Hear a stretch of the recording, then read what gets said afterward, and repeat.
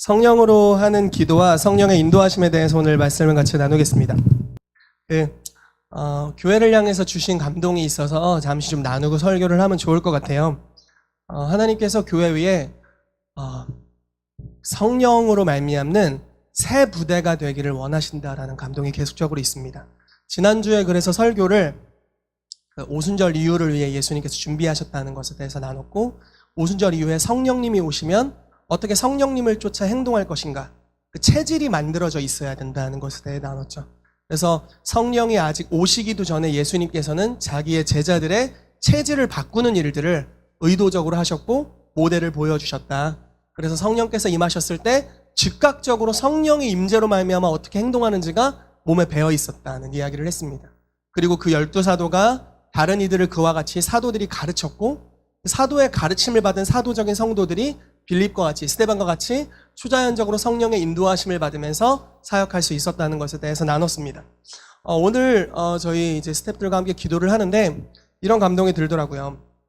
우리가 새 가죽 부대로 가야 되는 시즌인데, 여기서 말하는 새 가죽 부대는요, 시스템이 아닌 체질, 그러니까 여러분들의 체질, 개인적인 체질을 이야기하는 새 가죽 부대를 지금 말씀하신다는 감동이 있었어요.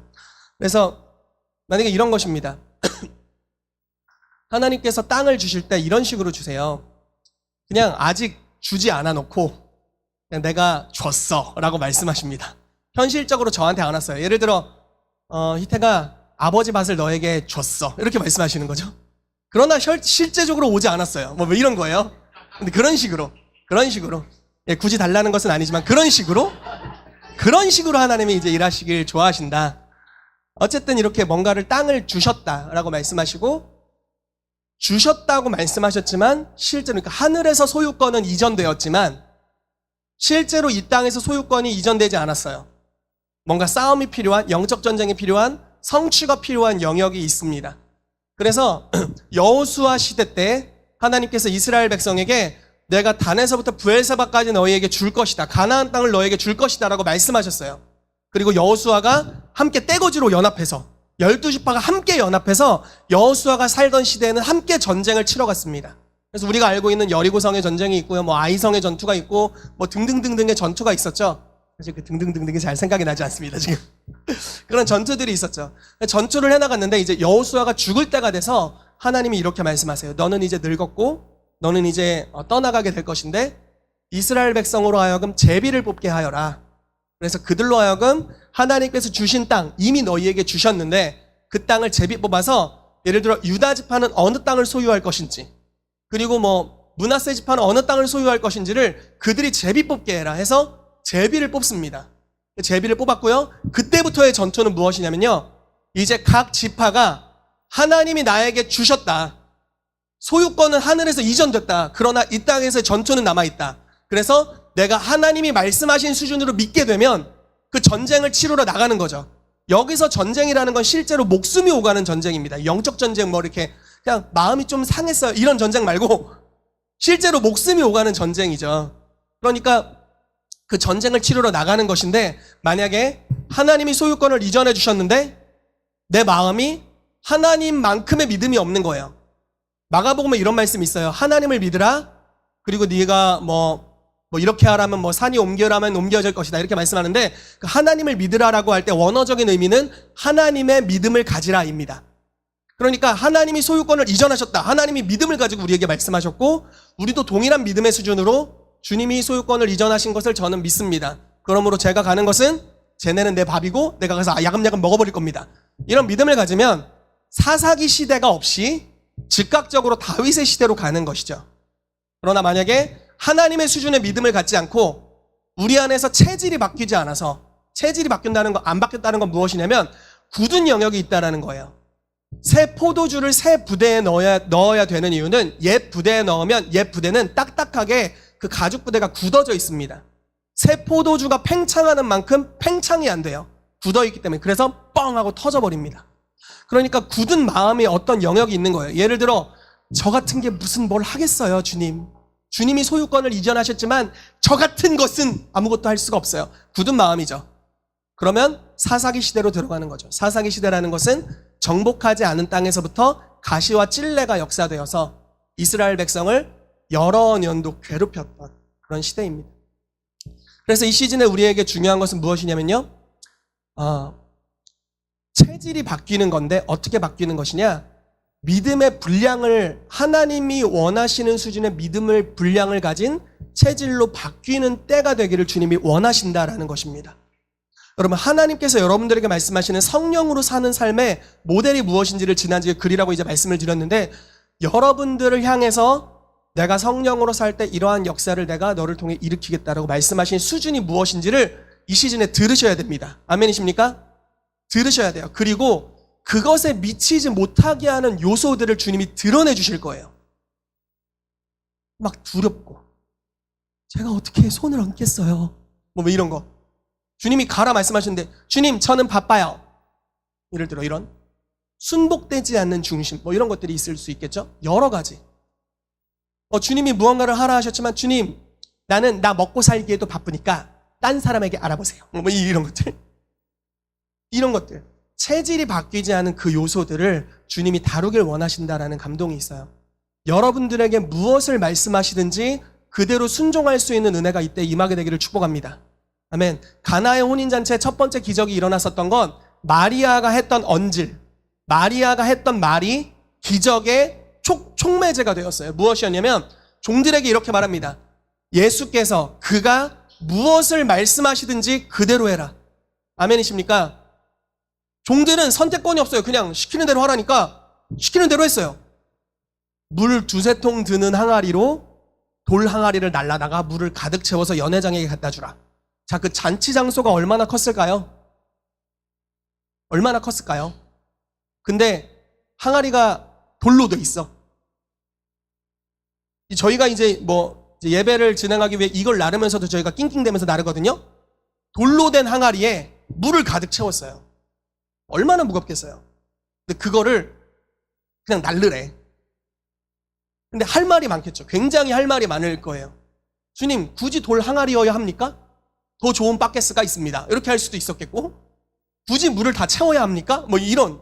그리고 제가 이렇게 한들 물이 포도주가 되겠습니까? 이렇게 여러 가지 지금 할 말이 많을 거예요. 그러나 아무 말도 하지 않고 그냥 그가 말씀하시는 대로 순종했고 그 순종이 그들의 체질을 바꿨겠죠. 아멘이시죠? 바뀐 체질이 하나님의 역사를 가져옵니다. 이 시즌에 저와 여러분들의 체질을 주님이 바꾸길 원하세요. 굳은 가죽 부대의 어떤 요소들이 저와 여러분들의 삶에 있을 겁니다. 제 안에도 어떤 두려움의 요소들이 있을 거예요. 저와 여러분들 안에 연합을 저해하는 요소들이 있을 수 있을 거예요. 어떤 게으름의 요소들이 있을 수 있고 인색함이 있을 수 있고 여러 가지 내면의 연약함이 있을 수 있습니다. 그러나 주님께서 이 굳은 체질을 바꾸기를 원하세요. 성령님이 오셔서 노크하고 계시다라는 것입니다. 계시록 2장의 라오디게아 교회를 향해서 예수님께서 자 여러분 교회의 주인은 누구시죠? 예수님이시죠. 내가 나의 교회를 세우리라라고 말씀하시죠. 그런데 라오디게아 교회를 향하여서 예수님께서 문 밖에 서서 두드리신대요. 교회의 주인이신 분이 교회 문 밖에서 두드리십니다. 몇 가지를 유추해 볼 수 있는데 첫 번째는 참 주님은 인격적이시다 라는 것을 유추해 볼 수 있고요. 두 번째는 주인이신 분이 왜 문 밖에서 허락을 기다리실까? 주인이신 분이 왜 교회 안에 안 계시고 딴 데 계시나? 이런 것들을 유추해 볼 수 있겠죠. 주님은 굳어있는 영역의 밖에서 문을 두드리시는 인격적인 분이세요. 강제 침공하지 않으십니다. 강제로 들어가지 않으시죠. 인격적으로 두드리시죠. 그래서 내가 두려움이 아닌 평강의 왕이신 하나님을 택하기를 기다리시고 내가 인색함이 아닌 부요함의 하나님을 택하기를 기다리시고 내가 나의 육적인 연약함을 보며 쫄아 있는 것이 아닌 믿음의 주요 온전케 하시는 예수를 바라보고 믿음으로 걸음을 내디디기를 기다리시고 그다 문 밖에서 두드리시는 행동이겠죠. 그래서 문을 열어드릴 때 그분이 오셔서 우리 안에 굳은 마음을 제하시고 새 살 같은 마음을 주시는 분이신 줄로 믿습니다. 여러분 에스겔 47장에 보면 이런 말씀이 있어요. 생수의 강이 성전에서부터 흐릅니다. 그래서 그 강에 닿는 것 다 살아나요. 땅도 살고 바다도 살아요. 그런데 하나 유독 살지 못하는 땅이 있습니다. 진펄과 갯벌은 살아나지 못합니다. 그러니까 굳어있는 영역은 살지 못해요. 성령의 강도 소성시키지 못하는 특정 영역이 나옵니다. 그게 바로 굳어있는 영역입니다.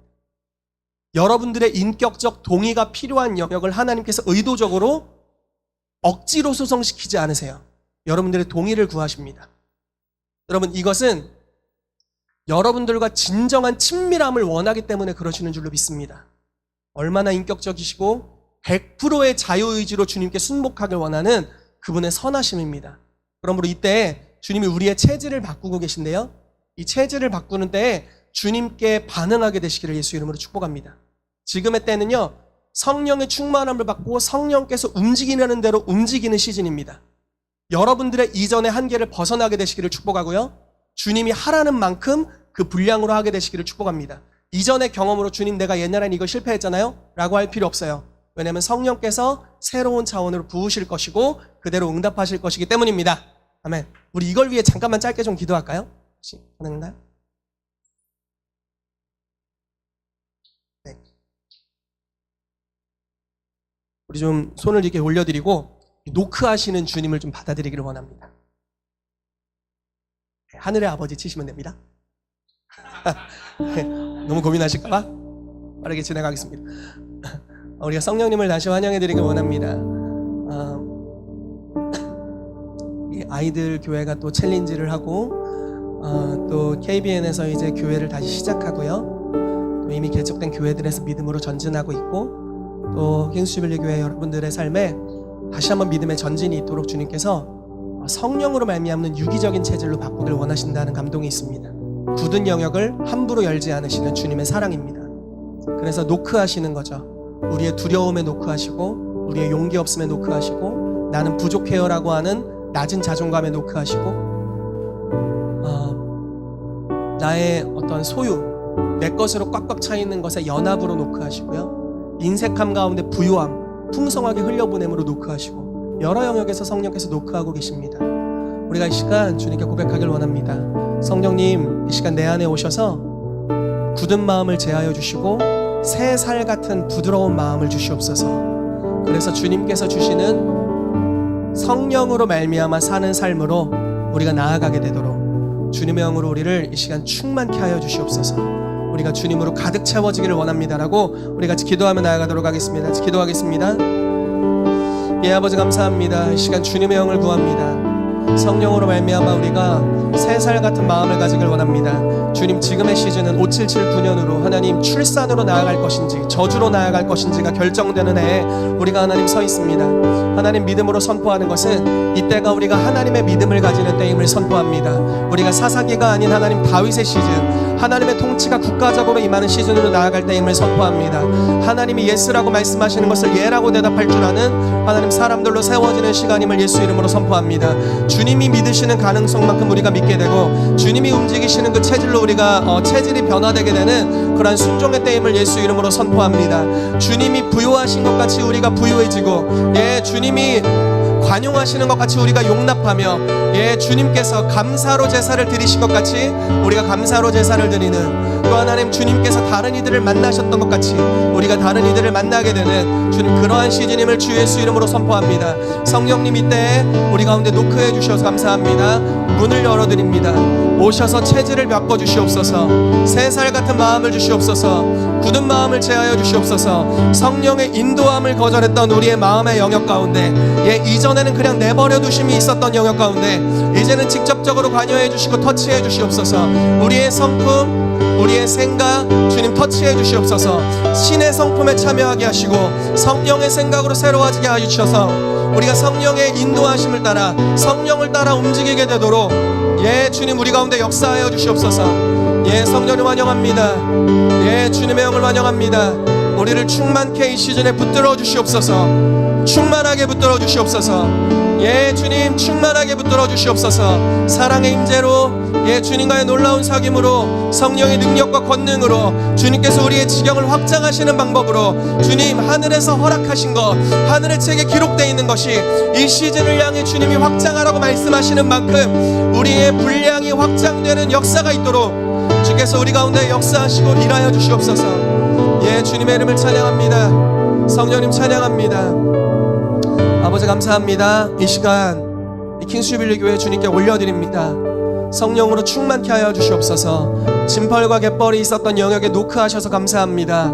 굳은 마음을 제하시고 또 굳은 마음이 있는 영역들을 드러내 주셔서 주님 하나님의 믿음을 갖고 하나님의 성품을 갖고 하나님의 생각을 갖도록 그래서 하나님의 깊은 것을 통달하시는 성령님과 함께 주님 그 운행하심 가운데로 우리가 들어가도록 우리를 이끌어 주시옵소서. 하나님, 오늘 성령으로 하는 기도 그리고 성령의 인도하심을 받는 것에 대해서 나누게 될 때 우리가 성령님을 의뢰하여 사는 삶이 시작되게 하시고, 단지 사역 차원을 넘어서서 깊은 사귐과 교제 안에서 주님의 충만하심을 누리는 삶이 되도록 우리 가운데 역사하여 주시옵소서. 그렇게 하실 주님을 찬양합니다. 감사드리며 예수님의 이름으로 기도합니다. 아멘. 아멘. 감사합니다. 우리 제목 큰 목소리로 읽어보겠습니다. 시작. 아멘. 이 두 가지 주제에 대해서 오늘 나누도록 하겠습니다. 말씀을 같이 읽어볼게요. 로마서 8장 26에서 28절입니다. 또박또박 그냥 넘어가지 마시고 이 구절이 오늘 핵심이기 때문에 또박또박 읽어보겠습니다. 시작. 이와 같이 성령도 우리의 연약함을 도우시나니 우리는 마땅히 기도할 바를 알지 못하나 오직 성령이 말할 수 없는 탄식으로 우리를 위하여 친히 간구하시느니라. 마음을 살피시는 이가 성령의 생각을 아시나니 이는 성령이 하나님의 뜻대로 성도를 위하여 간구하심이니라. 우리가 알거니와 하나님을 사랑하는 자 곧 그의 뜻대로 부르심을 입은 자들에게는 모든 것이 합력하여 선을 이루느니라. 아멘. 아멘. 성령님은 우리 연약함을 도우시는 분입니다. 믿으시죠? 아멘. 우리는 때로는 뭘 기도해야 될지도 모릅니다. 그냥 혼란에 빠져 있을 때가 있죠. 그러나 성령님께서 말할 수 없는 탄식으로 우리를 위하여 친히 간구하십니다. 근데 어디서 간구하시냐면요, 우리의 마음에서 간구하세요. 마음에서 간구하신다는 건 우리 마음이 같이 작동한다라는 것입니다. 즉 우리의 영, 우리의 마음이 성령님, 우리 마음에 계신 성령님과 함께 기도하는 것이죠. 성령님과 함께 기도하는 것을 하나님이 아세요. 마음을 살피시는 하나님께서 이것을 알고 계십니다. 그래서 성령이 하나님의 뜻대로 성도를 위하여 간구하시는데 그 결과 어떤 일이 일어나냐면요, 모든 것이 합력하여 선을 이루게 되는 역사가 있습니다. 아멘. 이것에 대해서 오늘 구체적으로 살펴보도록 하겠습니다. 짜라잔, 이런 주제로 말씀을 나누도록 하겠습니다. 여러분, 우리를 향해서 하나님이 계획이 있으심을 믿으십니까? 그 계획이 선함을 믿으세요? 완전 좋은 계획을 갖고 계십니다. 아멘. 하나님께서 우리 정미애 집사님을 향한 선한 계획이 있으심을 믿으십니까? 아멘. 완전 무진장 선한 계획, 보배롭고 많은 생각을 가지고 계십니다. 아멘. 예. 네, 우리 같이 말씀 읽어보도록 하겠습니다. 믿음으로 여러분들의 삶을 향해 선포했으면 좋겠어요. 이 말씀에 대해서 시작. 내가 주께 감사하옴은 심히 기묘하심이라. 내가 은밀한 데서 지음을 받고 땅의 깊은 곳에서 기이하게 지음을 받은 때에 나의 형체가 주의 앞에 숨겨지지 못하였나이다. 내 형질이 이루어지기 전에 주의 눈이 보셨으며 나를 위하여 정한 날이 하루도 되기 전에 주의 책에 다 기록되었나이다. 하나님이여, 주의 생각이 내게 어찌 그리 보배로우신지요, 그 수가 어찌 그리 많은지요. 아멘. 아멘. 우리의 형질이 이루어지기 전에 주의 눈이 이미 보셨답니다. 여러분, 하나님은 예언이 필요 없으시죠. 왜냐하면 하나님은 시간보다 크시기 때문에 그렇습니다. 하나님의 크기가 과거, 현재, 미래보다 큽니다. 이런 개념이 이해가 되시죠? 무슨 말씀인지? 그러니까 하나님은 우리가 인간이 사는 차원 넘어 계시는 분이시기 때문에 과거, 현재, 미래를 통합하고 계신 분이세요. 그러니까 그분이 우리의 형체가 지어지기도 전에 우리를 보셨다는 것은 미래에 이미 계신 그분께서 우리의 형체를 보셨다라는 것입니다. 하나님이 보셨다면 우리는 실제 있는 것입니다. 여러분들의 미래를 향해서 하나님께서 이미 보셨다라고 말씀하고 계십니다.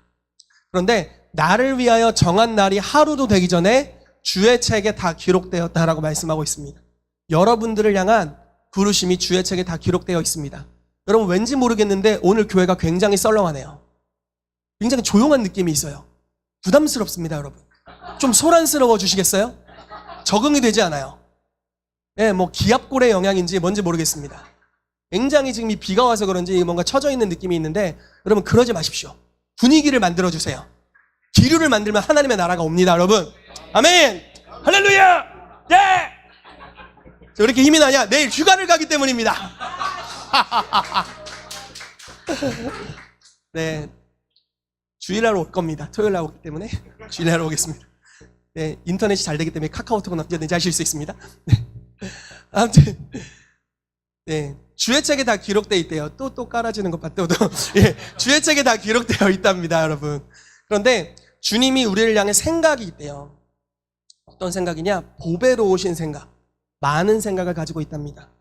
하나님은 생각하고 계세요. 여러분들을 향해서. 그리고 그걸 책에 기록해 놓으셨어요.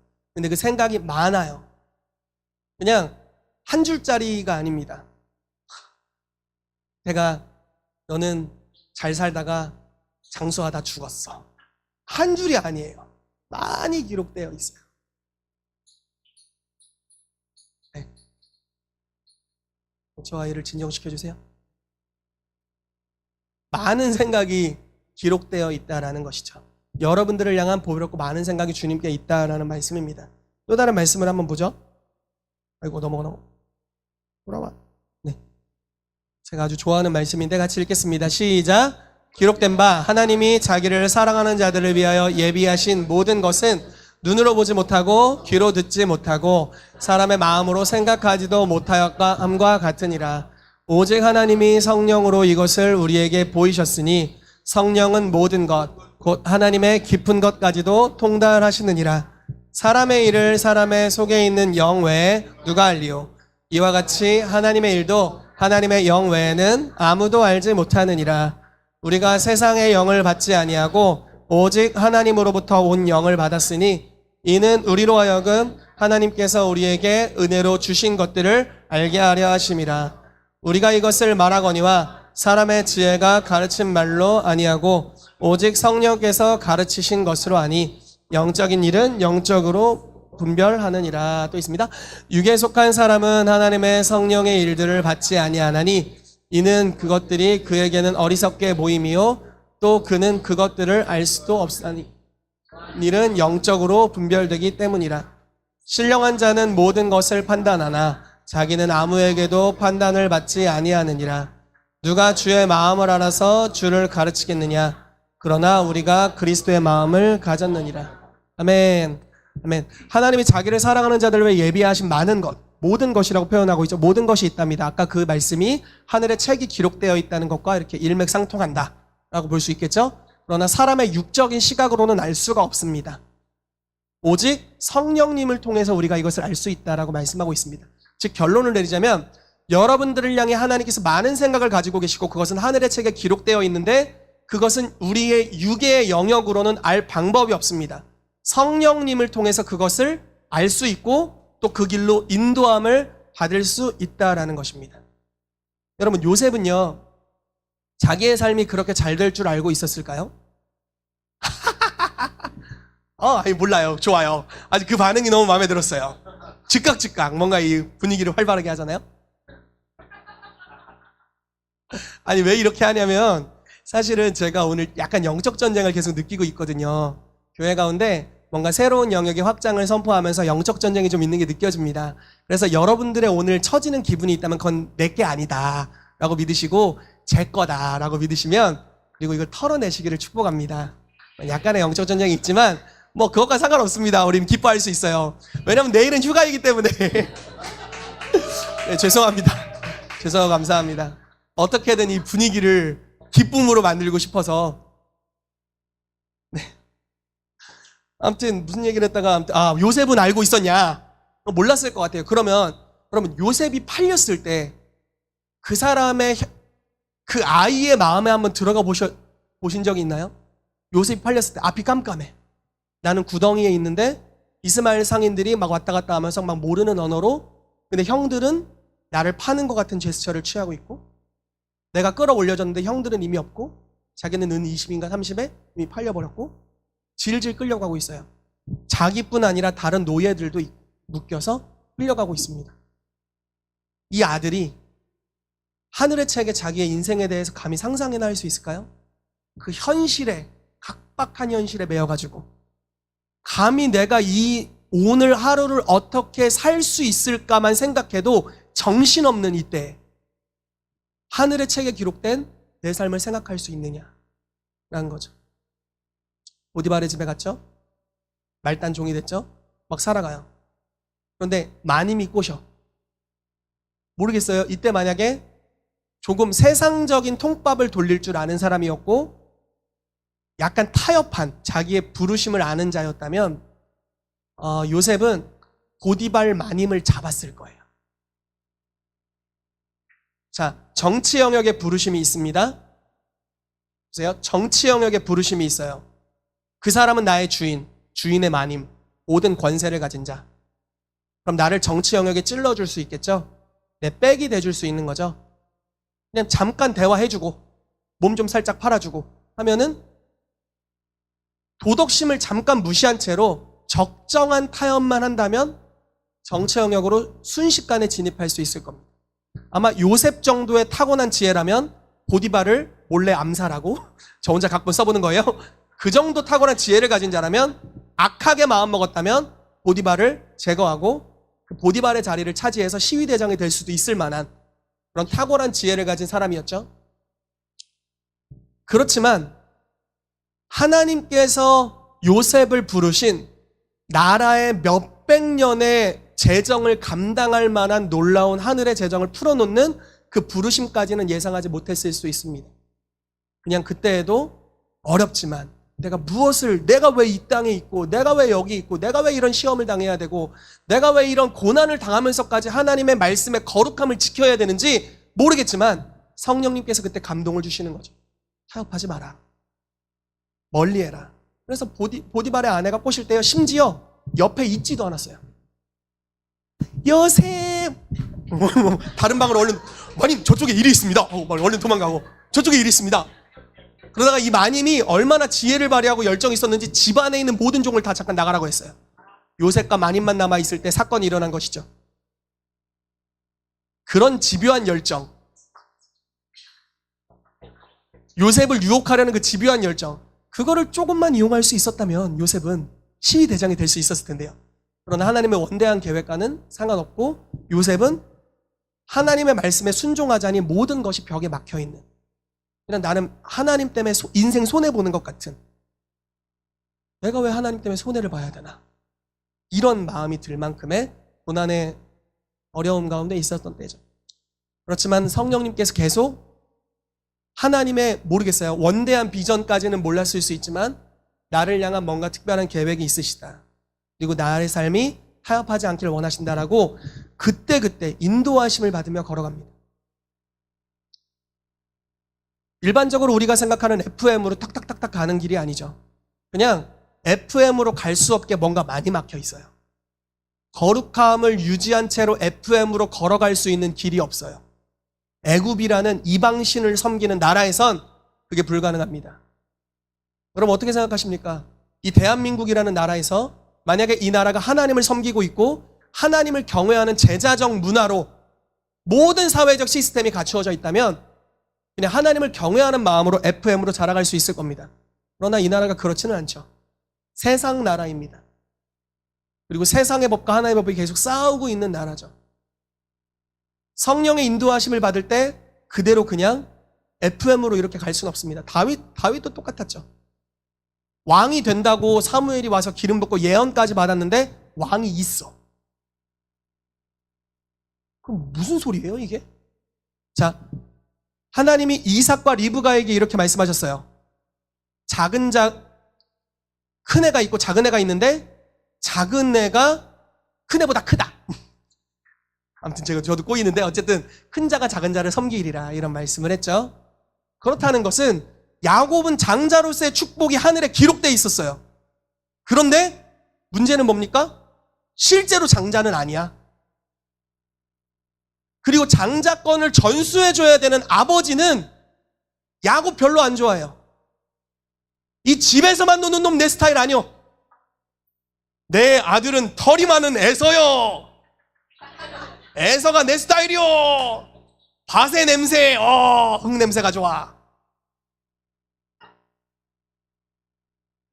현실적으로는 절대 불가능한 비전을 하나님이 줘버렸어요. 이 땅의 시스템으로는 어떻게 할 수도 없는 비전. 근데 하나님이 줬어요. 그리고 세상에선 불가능해요. 남들도 다 불가능하다고 하죠. 그러니까 막 편법 쓰는 거예요. 막 막 죽 써다가 배고플 때 죽 써다가 막 장자권 받아내고 막 리브가가 막 속여가지고 막 에서도 속이고 아빠도 속이고 막 해가지고 막 결국 받아내고 그런 편법을 써야만 했던 그러니까 죄송합니다. 성경을 향해 이렇게 말해서 리브가와 야곱의 그 잡지식으로밖에 돌릴 수 없었던 경외함의 지혜가 아닌 그러나 하나님이 선용하시죠. 그리고 과정을 이끌어 주시죠. 현실로는 절대 불가능한 비전을 던져 놓으시고 현실로 우리의 힘으로는 결코 그냥 천장도 없어 앞뒤도 없어 갈 수도 없어 그런 환경에 죄송해요 꼬라박아 놓으시고 FM으로 살 수 없게 만들고 주님 말씀하시기를 성령으로 말미암아 네가 살 수 있다 라고 말씀하시고 유일한 동역자로 전능하신 하나님의 숨결이신 성령님만 보내놓은 거죠. 그리고 그분과 어떻게 동역하는지에 따라서 첩경이 열리기 시작하고 홍해가 갈라지고 요단이 갈라지는 역사를 예비하셨다라는 것입니다. 성령으로 말미암아 이것을 우리에게 보이셨으니라고 말씀하는 것입니다. 저와 여러분들 앞에 있는 삶이 이러할 수도 있다는 생각이 들어요. 원대한 비전은 주신 것 같은데 예언이 활성화돼서 이제 비전이 뭔지는 알겠는데 어찌 가란 말이냐. 나는 지금 하루 먹고 살기도 쉽지 않다. 어떻게 해야 되는 것이냐. 이렇게 생각할 수 있겠죠. 그러나 성령을 따르는 체질로 변화될수록 길이 보이기 시작할 것입니다. 하나님만이 보고 계신 길. 이 땅에 어떤 지혜자도 볼 수 없었던 길. 그러나 성령께서 여러분들의 마음에 계시고 여러분들의 마음이 성령님과 함께 기도하기 시작한다면 그 길이 열릴 것이고 여러분들이 성령의 인도를 따라 그 길로 가게 될 줄로 믿습니다. 하나님만이 보여주실 수 있는 첩경으로 가는 저와 여러분들 되시기를 축복합니다. 아멘. 아멘. 신나서 그냥 다 해버렸어요. 내용을 많이 나가버렸어요. 동태찌개를 향해 가고 있어요, 마음이. 네, 성령으로 하는 기도에 대해서 나누도록 하겠습니다. 아까 읽어봤지만 다시 한번 읽겠습니다. 시작.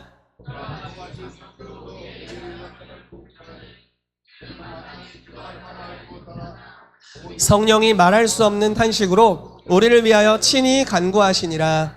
마음을 살피시는 이가 성령의 생각을 아시나니 이는 성령이 하나님의 뜻대로 성도를 위하여 간구하심이니라. 우리가 알거니와 하나님을 사랑하는 자 곧 그의 뜻대로 부르심을 입은 자들에게는 모든 것이 합력하여 선을 이루느니라. 아멘. 아멘. 여러분 하나님 사랑하십니까? 아멘. 무진장 사랑합니다. 그렇다면 모든 것이 합력하여 선을 이룬다고 말씀하는데요. 여기 원어와 영어 번역 성경에 보면요. 간구하심이니라 그리고 우리가 이 중간에 접속사가 있습니다. 그래서 그리고 이런 접속사가 있어요. 지금 무슨 뜻이냐면요. 성령이 우리의 언약함을 도우신다. 우리는 뭘 기도해야 될지 모르는데 성령님이 우리를 위해 기도하신다. 하나님은 성령님의 생각을 하시고 성령님은 우리를 위해 기도하신다. 이게 이제 26절 7절 말씀입니다. 그래서 요 사이에 그렇기 때문에 그래서 성령님께서 저와 여러분들을 위해 기도하시기 때문에 하나님을 사랑하는 자 그 뜻대로 부르심을 입은 자들의 삶에 모든 것이 합력하여 선을 이루게 될 것이다 라고 말씀합니다. 자, 모든 것이 선을 이룬다는 것은 요셉의 삶에 섭리하셨던 하나님, 야곱의 삶에 섭리하셨던 하나님입니다. 그냥 길이 없었는데 길이 막 생기는. 술 맡은 가론장이 2년 동안 요셉의 존재를 까먹습니다. 그러나 그 까먹은 것이 그 사람의 기억력 감퇴도 있지만 하나님의 섭리였다. 언제까지 까먹느냐? 바로 왕이 꿈꿀 때까지 까먹어야 돼요. 이 전에 기억이 나면 술 맡은 관원장은 약간 권세 있는 자죠. 왕의 최측근이고 권세 있는 자로서 만약에 이 사람이 그 이전에 기억하게 되면 어떤 일이 발생하냐면 요셉은 그냥 사면되는 것으로 끝날 거예요. 그래서 이스라엘로 돌아갔을 수도 있어요. 그리고 이제 기근이 전 세계에 찾아왔을 때 그냥 먹을 거 꾸러 애굽에 다시 왔을 겁니다. 그게 이제 요셉의 인생이 됐을 수 있겠죠. 그러나 하나님의 의도적인 까먹게 하심. 주변 사람으로 하여금 주목받지 못하게 하심. 여러분 그런 시즌이 있는 것 같아요. 의도적으로 주목받지 못하게 하는 시즌. 이건 하나님만 아시는 거죠. 2년 동안 까먹게 하시고 꿈꿀 때 깨어나게 딱 하시고 아차 꿈 얘기를 들으니 꿈쟁이 요셉이 생각납니다. 그러면서 이제 사면을 할 뿐만 아니라 왕에게 데려오고 즉각적으로 나라의 총리가 되는 역사가 있죠. 그리고 하나님의 부르심에 완전히 투입되는 역사가 일어나게 됩니다. 그것이 합력하여 선을 이루는 것이다 라는 것이죠. 여러분들의 삶에 때로는 내가 세상에서 잊혀진 것 같고 하나님에게서 잊혀진 것 같은 존재라고 느껴질 수 있겠죠. 그러나 그때에도 여전히 성령으로 기도하게 되시기를 축복합니다. 성령으로 지속적으로 기도하십시오. 하나님은 죽지 않았습니다. 죄송합니다, 주님. 하나님은 죽으신 분이 아니세요. 주님은 책 속에만 기록되어 있는 옛날 위인전에 나오시는 분이 아닙니다. 그분은 지금 살아계십니다. 그리고 여러분들을 향해 많은 생각을 갖고 계세요. 여러분들은 생각하기를 하나님이 나 까먹었어 이렇게 생각할지 모르겠지만 하나님은 나를 향해 지금도 생각하고 계십니다. 그리고 그분은 전능하셔서 모든 것을 이루시는 분이세요. 그래서 이제 성령을 우리 안에 보내셔서 성령으로 기도해라. 그러면 그 결과 모든 것이 합력하여 선을 이루게 될 것이다 라고 말씀하시는 줄로 믿습니다. 아멘. 다 해버렸어요. 자, 성령으로 기도하시길 바랍니다. 자, 마땅히 기도할 바를 알지 못하는 연약함이 우리에게 있습니다. 글을 좀 읽어볼게요. 시작. 성령님은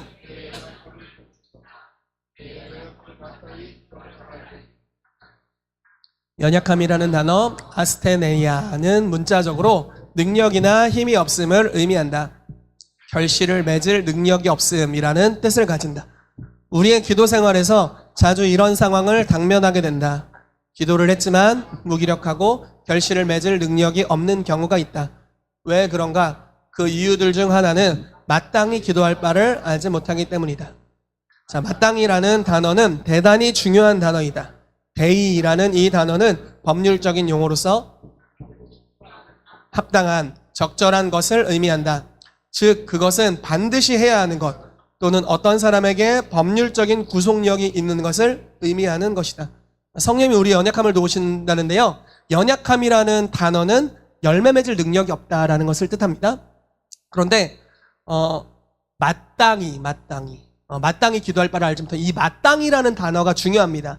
헬라어 데이라는 단어인데 이 데이라는 단어는 법률적인 구속력이 있는 단어예요. 즉 반드시 이거를 받아야 되는 언약적인 혜택을 자격이 있는 자. 예를 들어 국가에서 정희택에게 500만 원을 갖다 줘라. 뭐 이런 걸 썼어요. 그래서 문서에 써 있어. 그게 대의예요. 문서에 써 있어. 아직 받았다는 게 아니고 문서에 써 있다. 이런 게 이제 대의라는 단어입니다. 말씀을 좀 보면 더 이해가 될 수 있는데요. 자, 보시죠. 그러면 18해 동안 사탄에게 매인받은 이 아브라함의 딸, 이게 중요합니다. 이 사람의 천국의 부르심이 아브라함의 딸입니다. 아브라함의 딸이 안식일에 이 매임에서 푸는 것이 합당하지 아니하냐. 이게 대의예요. 자, 천국의 책에는 이 사람은 아브라함의 딸, 아브라함의 복을 받은 자, 모든 영적, 육적, 관계적, 사회적 모든 번영을 받은 자 이미 받았어요. 그러나 실제로 어떤 상태냐? 18해 동안 귀신 들려 있습니다. 18해 동안 꼬부라져서 펴진 적이 없어요. 이렇게 18해를 살았어요. 근데 하늘의 책에는 이렇게 써 있는 거예요. 이 사람 구속받은 자다. 이 사람 복을 받은 자다. 근데 실제는 이렇게 18해 동안. 이게 천국과 이 땅의 격차이죠. 그런데 예수님이 오십니다. 예수님 어떤 분이시죠? 예수 그리스도, 기름 부음 받으신 예수님이세요. 믿으십니까? 여러분들에게도 동일한 기름 부음이 있는 걸 믿으세요? 아멘. 기름 부음 받은 예수님, 즉 성령님의 인도하심을 어느 때나 받으시는 예수님. 그 예수님이 가니까 어떤 일이 일어나냐면 책에는 기록되었으나 실제로 18해 동안 사단에게 매인 자에게 책에 기록된 것이 이루어지는 역사가 풀어집니다. 합당하지 아니하냐고 풀어버리죠. 기름 부음, 성령이 인도하시는 영역으로 가게 되면 책에 기록된 것이 실제가 된다라는 것입니다. 성령으로 기도할 때 그러한 역사들이 풀어진다라는 것입니다. 같이 적혀진 글을 읽어보겠습니다. 시작. 마땅히라는 뜻을 냈습니다.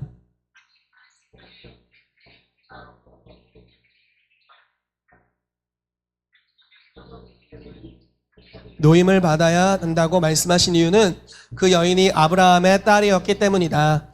다시 말해 그녀는 그렇게 될 수 있는 언약상의 권리를 가지고 있었던 것이다.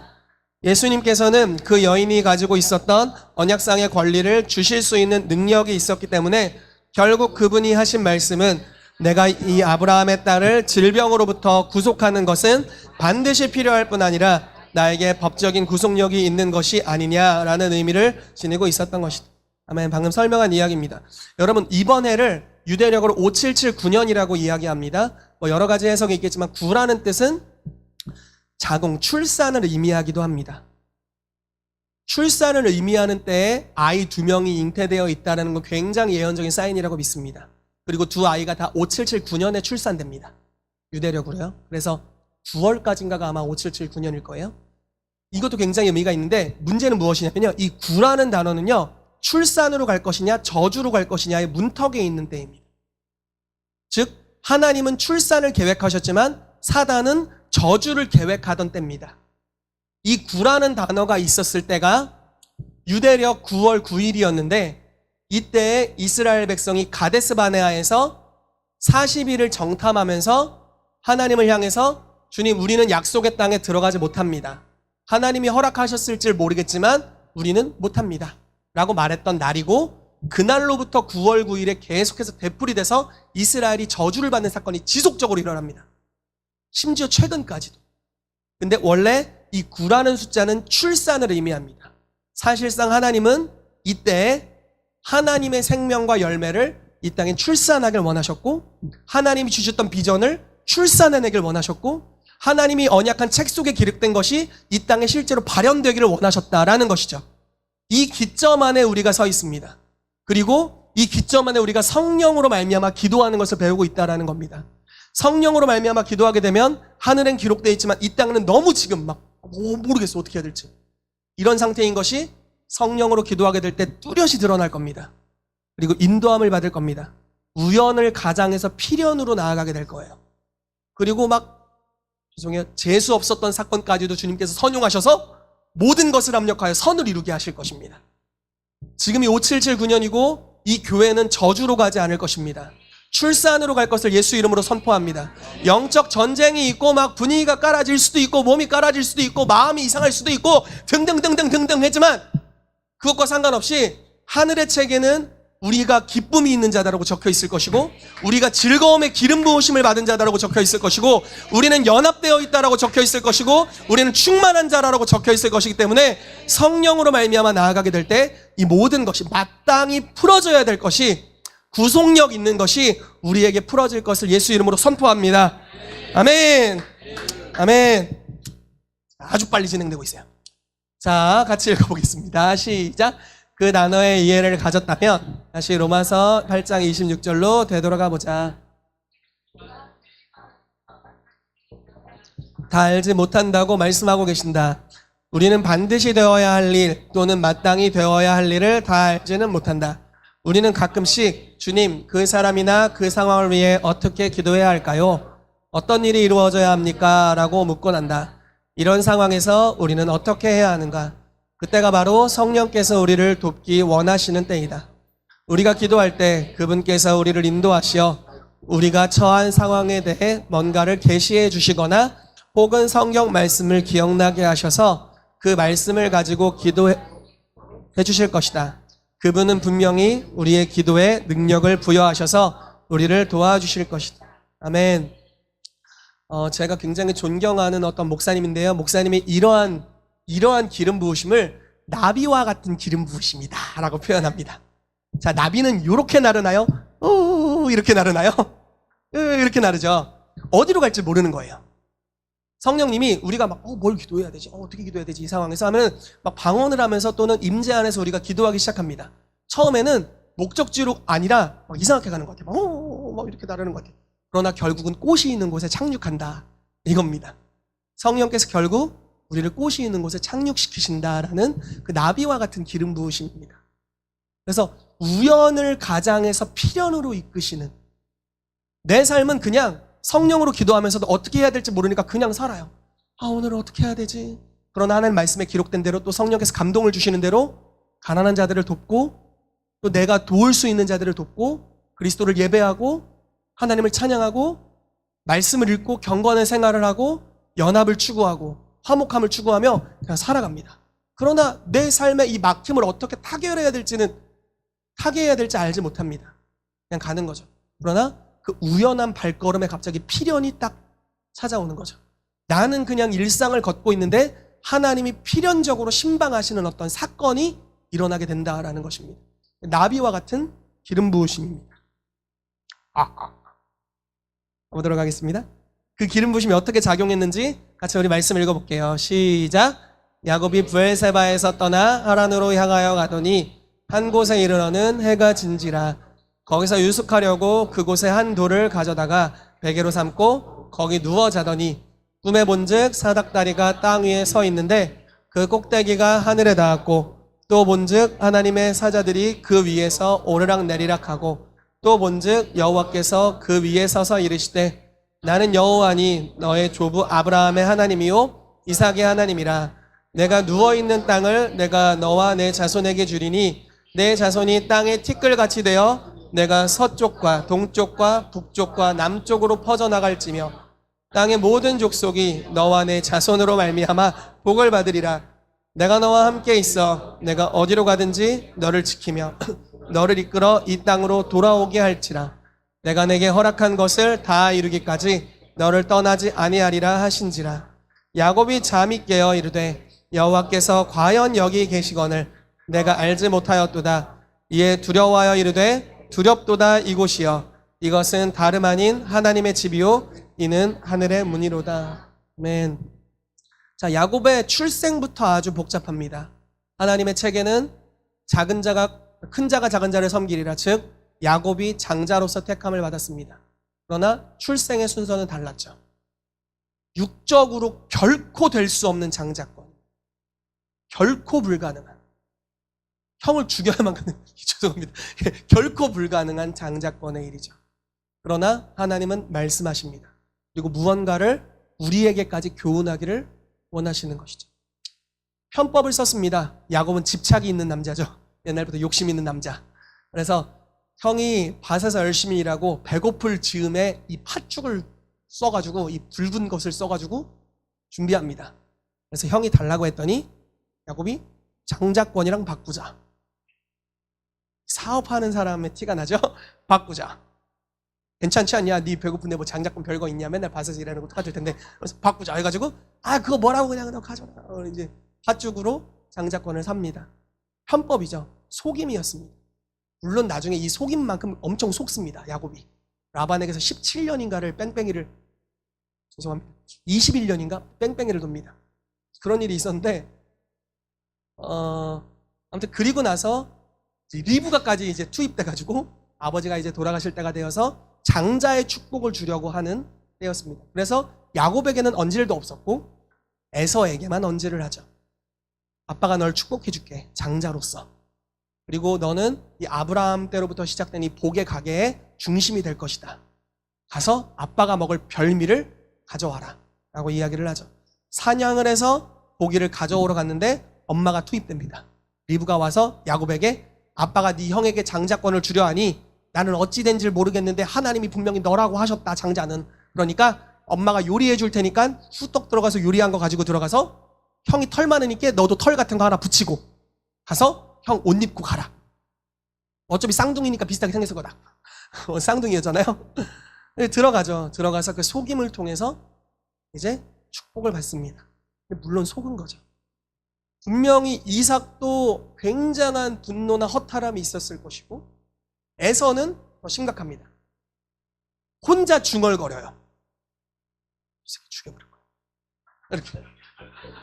여러분, 마음에서 오는 생각이 입으로 중얼거릴 정도로 혼자 튀어나올 정도면 그 안에 쓴뿌리와 원망과 원한과 살인의 영이 얼마나 뒤집어 씌었는지를 볼 수 있습니다. 보기만 해도 느껴질걸요. 살인의 영. 느껴질 정도. 그러니까 얼마나 힘들었는지 마음으로 할 뿐만 아니라 중얼거리는 소리가 있었어요. 아버지 곡할 때가 다가왔으니 내 동생 야곱을 죽이리라. 아버지 곡할 때가 다가왔으니 내 동생 야곱을 죽이리라. 이러고 다녔나 봐. 집에서 결코 있어서는 안 될 소리잖아요. 근데 그거를 중얼거리고 다녔는데 이 어머니가 듣습니다. 리브가가 그 얘기를 큰아들 중얼거리는 소리를 들어요. 그래서 이러다가는 내가 한날에 둘을 다 잃을 수 있겠구나. 그래서 이삭에게 이야기합니다. 내가 에서가 이방 여인을 취한 것이 마음에 안 듭니다.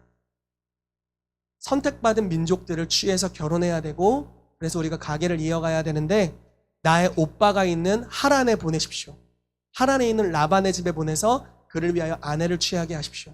그래서 야곱을 보내주십시오. 아내를 취하도록. 그래서 이삭이 그걸 허락하고요. 이제 진짜 이삭이 마음에서 우러나오는 축복을 야곱에게 해줍니다. 이게 28장 1절의 스토리입니다. 1절에서 야곱을 축복합니다. 하나님이 나와 함께 하셨고 내 조부 아브라함과 함께 하셨던 것 같이 너와도 함께 하실 것이다. 하나님께서 이 가나안을 우리에게 약속하셨는데 너와 너의 자손에게 주실 것이다. 라고 축복하고 보냅니다. 자, 치열한 싸움이 있었습니다. 하늘의 책에 기록된 것을 땅에 성취하려는 치열한 싸움. 그리고 그 가치를 아는 자는 야곱이었죠. 에서는 가치를 모르고 있었죠. 그리고 아버지의 성령의 감동으로 말미암는 자발적인 축복의 기도가 있었습니다. 그리고 나서 야곱이 길을 떠납니다. 태어나서는 집 밖에 별로 나와본 적도 없는 집 마당에 있기만을 좋아했던 야곱입니다. 요리 좋아하고 사냥도 안 해봤어요. 이 사람은 그냥 집에서 그냥 이렇게 소꿉장난하며 엄마랑 요리 같은 거 배우고 요리 강습 듣고 이런 친구입니다. 그런 친구가 하란이라는 먼 지역으로 하니까 얼마나 불안하겠어요. 이때는요 치안이 안 좋아요. 가다가 그냥 죽이고 싶다 하면 죽는 거예요. 종을 대동해서 간 것도 아니고 혈혈단신으로 쉽게 말해 배낭 하나 메고 배낭이 없었던 보자기 하나 싸가지고 가고 있는 겁니다. 아무것도 없어요. 그냥 혼자 가는 거예요. 불안했겠죠? 자기 삶은 깜깜했겠죠? 사랑해주는 엄마 아빠를 떠났어요. 보호가 없습니다. 미래를 약속할 수가 없어요. 그냥 축복의 기도가 있었고 떠납니다. 가다가 하라는 방향으로 가다가 그냥 우연히 한 곳에 이르렀어요. 자, 야곱의 입장에서 우연 한 곳. 그런데 성경에는 여기 뭐라고 써 있냐면 한 곳이잖아요. 한 곳, 한 돌. 뭐 쭉 나오잖아요. 제가 장소에 관련된 거 다 써놨는데 이 땅, 여기 계시거늘. 하나님의 집, 하늘의 분. 자, 다 장소에 관련된 건데 야곱은 우연히 거길 갔어요. 근데 하나님은 이렇게 말씀하세요. 성경에 이렇게 기록해놨어요. 그곳이다 라고 기록해놨어요. 자, 야곱은 그냥 형 속이고 이제 지쳐가지고 아유 가다가 이제 저녁에 지쳤다 자야지 하고 누웠고 돌이 하나 있어서 돌 하나 취해서 누웠는데 하나님 입장에서는 그 곳이었고 그 돌이었어요. 자, 여기가 어떤 곳이냐? 아브라함이 가나안에 와서 처음 예배드린 곳이 이곳입니다. 약속의 언약에 대해서 감사하며 처음 산제사를 올려드린 곳, 그곳이 베델. 그리고 그 장소를 야곱은 전혀 모르고 그냥 갑니다. 우연히 갔으나 필연적으로 도착했죠. 야곱은 자기의 삶의 부르심도 뭔지 몰라요. 그러나 우연히 도착했던 그곳에서 꿈을 꿉니다. 꿈의 내용은 이거죠. 꿈에 본즉 사닥다리가 땅 위에 서 있고 사다리가 땅 위에 서 있는데 꼭대기가 하늘까지 닿았고 하늘에 하나님이 계시고 천사들이 왔다 갔다 하더라. 왕래하더라. 즉 열린 하늘을 경험한 겁니다. 오픈 헤븐과 천국의 임재를 경험한 거죠. 그러면서 주님이 이렇게 말씀하시죠. 나는 여호와다. 너의 조부 아브라함, 이삭의 하나님이고 내가 누워있는 땅을 너와 내 자손에게 주겠다. 자, 마땅히 기도할 바도 모르고 마땅히 어떻게 살아야 될지도 모릅니다. 그러나 성령에 의뢰해서 기도한 이삭의 기도를 통해서 야곱이 이제 마땅히 내가 무엇을 해야 될지를 깨닫는 장면입니다. 그리고 우연히 지나간 곳이 필연적으로 맞닥뜨리게 되는 역사가 풀어지게 됩니다. 내가 땅을 주겠다. 땅의 모든 족속이 너와 내 자손을 말미암아 복을 받을 것이다. 내가 너와 함께 있겠다. 어디로 가든지 너를 지킬 것이다. 혼자 가도 두려워하지 마라. 내가 널 지켜주겠다. 너를 이끌어 이 땅으로 다시 돌아오게 해주겠다. 내가 내게 허락한 것을 다 이루기까지 너 죽을 때까지 내가 함께 하겠다. 떠나지도 않겠다. 라고 말합니다. 그래서 야곱이 거기서 하나님이 여기 계셨다. 이 특정한 베델이라는 장소에 계셨구나라고 생각하게 되고요. 이곳은 하나님의 집이요 하늘의 문이다라고 해서 그 지명을 베델이라고 이름을 짓습니다. 그래서 나중에 이곳이 실제로 베델이라는 이름으로 불리게 되는 거죠. 여러분 성령으로 기도할 때 또는 성령으로 살아갈 때 어떻게 갈지 모릅니다. 내 비전은 저 먼 곳에 있고 내 현실은 아주 각박합니다. 그냥 아주 각박하게 여기서 그냥 오늘 하루 충실히 살아서 간신히 먹고 살 정도로 각박할 수 있어요. 그러나 성령으로 기도합니다. 성령의 인도를 따라가려고 노력합니다. 음성을 듣고 그분이 시키시는 일을 그날그날 하며 살아갑니다. 그런데 갑자기 우연히 뭔가 마주친 것이 필연이 되어서 폭발할 날이 온다라는 것입니다. 그때는 하나님의 임재가 있고 천사들이 하나님의 능력의 말씀을 이루기 위해 오르락내리락 하고 있고 내 삶을 향한 부르심과 궁극적인 목적이 선포되고 강력한 기름 부으심이 풀어지게 되고 성취의 능력이 부어지는 때가 온다라는 것입니다. 여러분, 성령으로 기도하시는 이 시즌이 되시기를 예수 이름으로 축복합니다. 지금 현실은 여러분들이 성령으로 움직이는 체질과 맞지 않을 수가 있습니다. 예를 들어 볼게요. 여러분들의 삶과 마인드는 억만장자인데 월 수입이 100만 원일 수도 있다는 거예요. 무슨 말인지 이해되세요? 억만장자처럼 성령 안에서 살아가요. 와, 막 살아가는데 실제로 통장 까보니까 100만 원이 하루에 100만 원, 한 달에 100만 원이 들어오고 있어요. 이런 이제 굉장히 각박할 수 있죠. 그러나 성령이 인도하시는 대로 하나님의 또 말씀을 쫓아 계속해서 살아가십시오. 우연을 가장한 필연이 어느 날 다가올 겁니다. 그리고 그 순간 터져 나오게 되는 거죠. 그런 역사가 있게 되시기를 축복합니다. 아멘. 또 뭐 같은 이야기고요. 자, 이 글을 좀 읽어보겠습니다. 시작. 이 이야기를 로마서 8장 26에서 28절과 연결시켜보자.